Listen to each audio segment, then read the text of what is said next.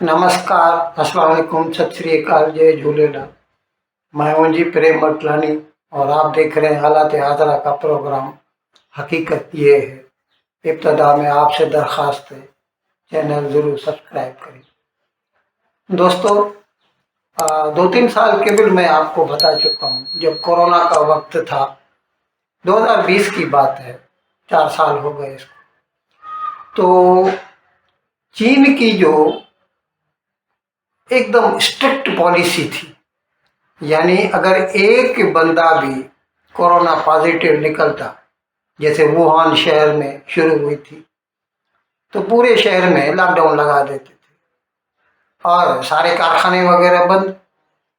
तो उस वक्त आईफोन की मैन्युफैक्चरिंग बंद हो गई, एप्पल वाले अटक गए, क्योंकि ज़्यादातर, या यूं कह दीजिए कि उस वक्त तो 100% जो आईफोन है वो चीन में बना करते थे।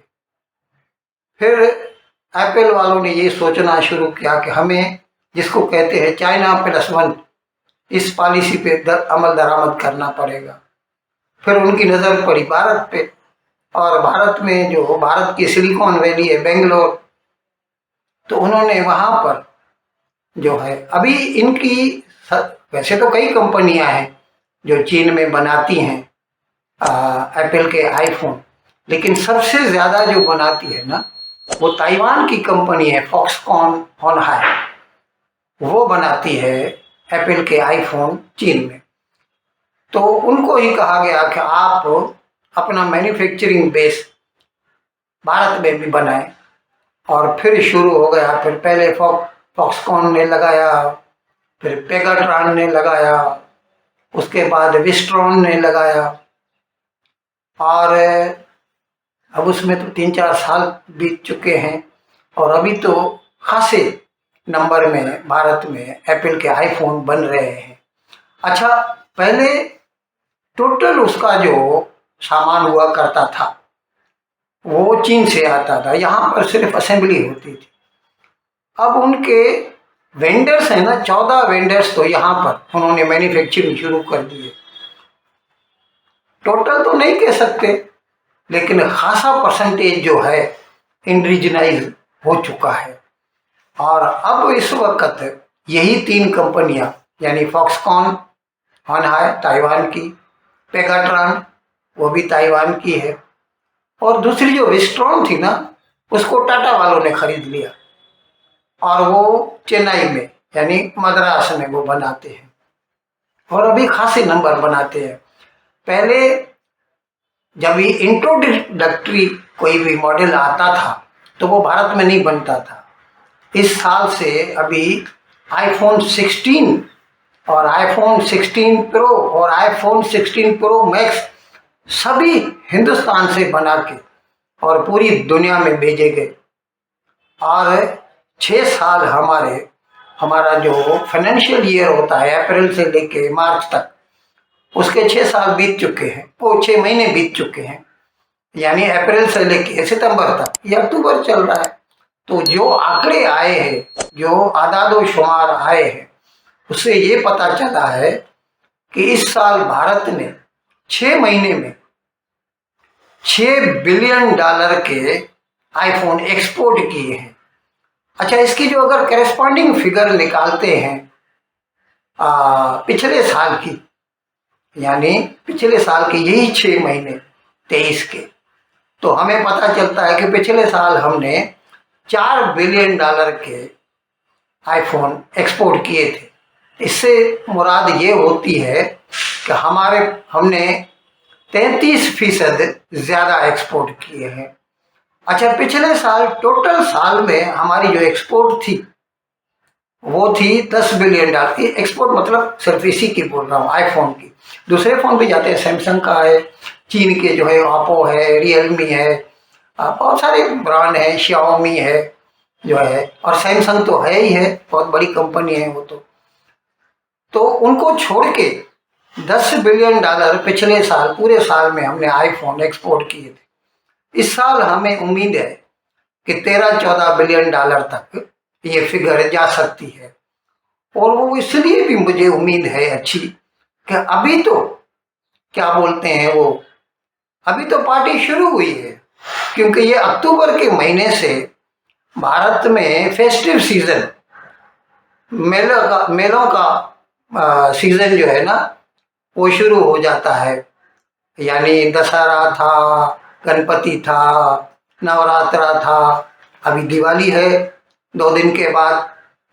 तो ये मौका जो होता है ना, अभी कल जैसे धनतेरस थी, तो धनतेरस को भारत के जो हिंदू हैं ना कोई नई चीज, वैसे तो ज्यादातर वो मेटल लेते हैं, सोना या चांदी खरीदते हैं, लेकिन क्योंकि अच्छा दिन समझा जाता है इसीलिए कल भारत वालों ने हर चीज खरीदी।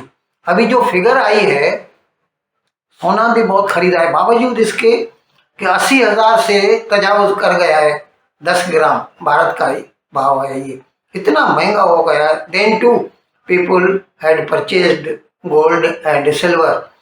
और कारें 42,000 तो खाली मारुति ने कल कारें बेची है।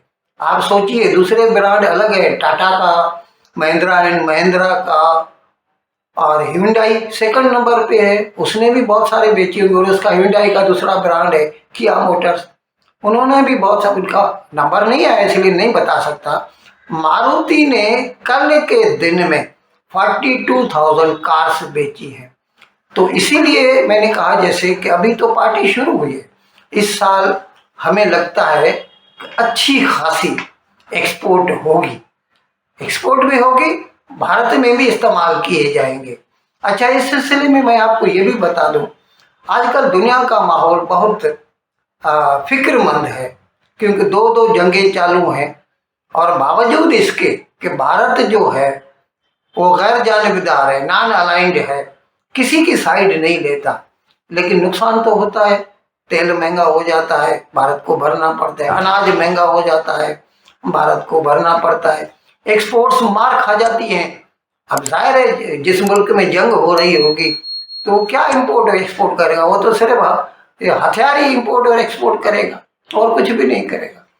तो मैं ये अर्ज कर रहा था, इसकी वजह से भारत का जो सोना, रिजर्व बैंक ऑफ इंडिया का जो सोना है वो बैंक ऑफ इंग्लैंड के पास पड़ा हुआ था। आपको शायद याद हो 90s में चंद्रशेखर जब प्राइम मिनिस्टर था तो हमारे पास फॉरेन एक्सचेंज की कमी हो गई थी, तो हमने उधारी ली थी बैंक ऑफ इंग्लैंड से, और उसके लिए हमने प्लेज किया था, मॉर्गेज रखा था भारत का सोना। पैसा तो हम कब का चुका चुके, आज तो हमारे पास $700 बिलियन के फॉरेन एक्सचेंज रिजर्व हैं भारत के पास। हमें कोई जरूरत नहीं है किसी से कर्जा लेने की या किसी से मतलब प्लेज करके मॉर्गेज करके कुछ लेने का, लेकिन हमारा सोना पड़ा हुआ था क्योंकि पूरी दुनिया में हालात खराब होते जा रहे हैं। तो अच्छा यही लगा भारत की रिजर्व बैंक ऑफ इंडिया को या भारत की गवर्नमेंट को कि ये सोना जो है अपने ही मुल्क में मंगवा ले तो ज़्यादा अच्छा है। और ये पिछले चंद रोज में चुपचाप में, किसी को पता ही नहीं चला, 102 टन सोना लंदन से भारत को मुंतकिल किया जा चुका है। ये सिर्फ इसीलिए कि उसको कोई नुकसान न पहुंचे जंगों की वजह से, क्योंकि मगरब तो जंगों में मुलविस है। हम नहीं चाहते कि दूसरों की जंगों से हमें कोई नुकसान पहुंचे। इन अल्फाज के साथ आज का प्रोग्राम ख़त्म करने की आपसे इजाज़त चाहता हूँ, लेकिन विदाई लेने से पहले एक मरतबा फिर आपसे मेरी दरख्वास्त है कि जिस किसी साहब या साहिबा ने अब तक हमारे इस चैनल को सब्सक्राइब नहीं किया, फ़ज़ल करम इसको जल्द से जल्द सब्सक्राइब करें, प्रोग्राम को लाइक करें, शेयर करें और घंटी का बटन दबाना ना भूलें। बहुत बहुत शुक्रिया। खुदा हाफ़िज़।